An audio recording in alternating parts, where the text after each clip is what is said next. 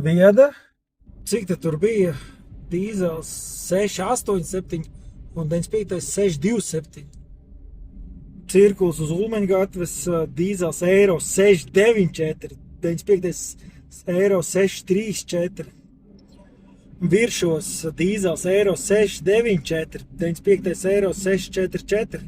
Dīzels eiro 747, 95. eiro 637. Dārgākais dīzels Kūlā. Un Jūrmālas nestē redzam, ka dīzels ir eiro 677, tātad būtisks kāpums. Atgādinu, ka mēs sākām filmēt 1. martā, kad akcijas jau bija pacēlusies tiem, kas komentē.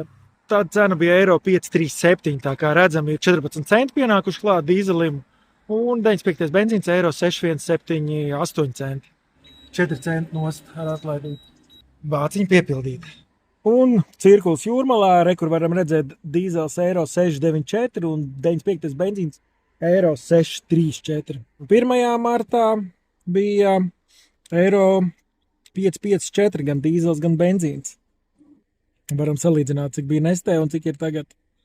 Šis bija straujākais kāpums šodien Latvijā. Par tādām lietām mēs runājam portālā iAuto. Degvielas cenas, kāpēc tās mainās? Portāls iAuto.lv piedāvā